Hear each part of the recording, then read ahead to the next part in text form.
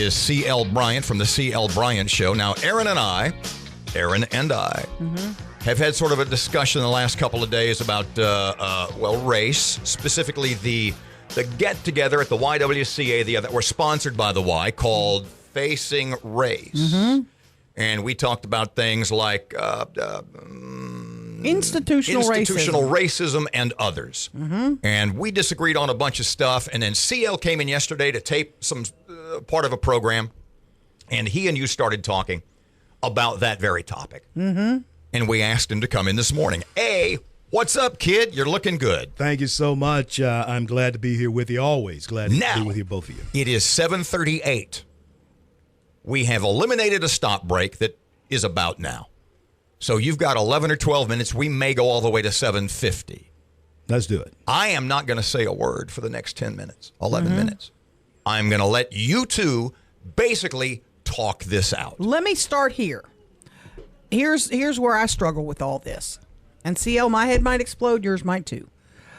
Institutional racism in a community like ours, where your mayor is African American, your DA is African American, your police chief is African American, your school superintendent is African American. Need we go further? It obviously still exists, and I can't grasp why it continues. You were helpful with that for me yesterday. I think the first thing you have to do is understand why we believe that exists. In the scenario that you just described, the black mayor, black police chief, black DA, and then you slap onto that institutionalized racism. It's an oxymoron. But what we have been led to believe over a period of time is that black people are monolithic throughout the country.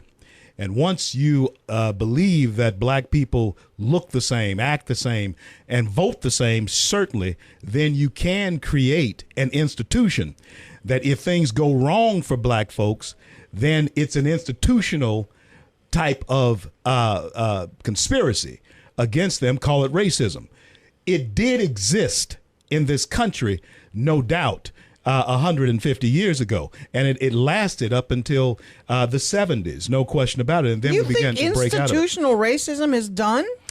Institutional racism is done in the sense that you do have opportunity to compete. Institutional racism kept me, because of the color of my skin, from competing and from operating within the content of whatever my character may offer to the society. That's no longer true.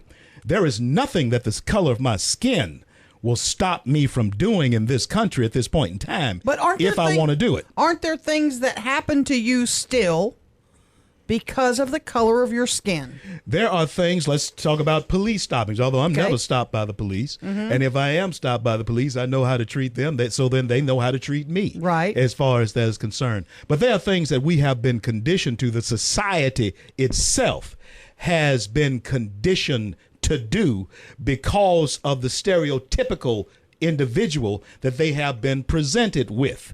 And I have to be quite frank with you.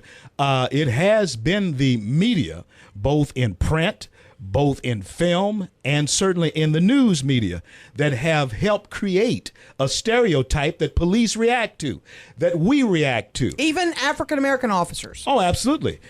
You go back to the 70s when you had George Jefferson and when you had Good Times, Chico and the Man, Archie Bunker. All white folks were supposed to be like Archie Bunker. That's the stereotype they want you to believe.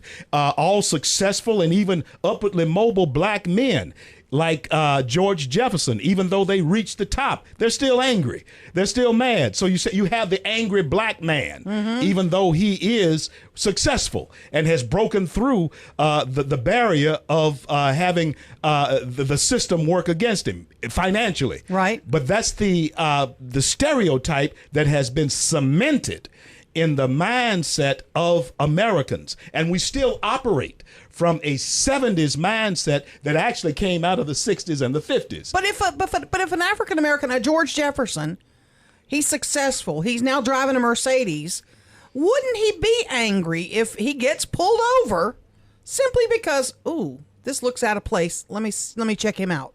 Well, again, there's a conditioning. Wesley Snipes driving a high dollar car in Beverly Hills, pulled over, pulled out of the car, and put on the ground face down. This happened about 20 years ago. Wesley Snipes, of course, owned the car, but there was a conditioning in the society. That didn't necessarily have to be a white cop that did that. There was a black cop that did that. But where did he get that type of conditioning? It comes from the monolithic view that society has been programmed to believe about a certain group of people. Mexicans were once thought, and I don't know where this came from because I've never known a lazy Mexican, but Mexicans have been thought to be lazy people. That is so far from the truth. Where do they get that? They got that from media. They get that from print, and they get that from the siesta type of mentality that you think about Mexicans. You earlier said the opportunity now is the same for everyone. I have to take issue with that because a youngster that's waking up this morning on Pier Avenue, going to a school that is a failing school, he doesn't have books to take home. That's not an equal opportunity, is it? Yeah, he doesn't have equal opportunity within his environment, but who created that environment? Because I remember the same Pier Avenue when it was thriving business. I remember back when in days of segregation, when Pier Avenue was a thriving business. You even had Harlem House up there. You had black businesses all over Pier Avenue. What happened to that? Was it integration? Is integration a bad thing?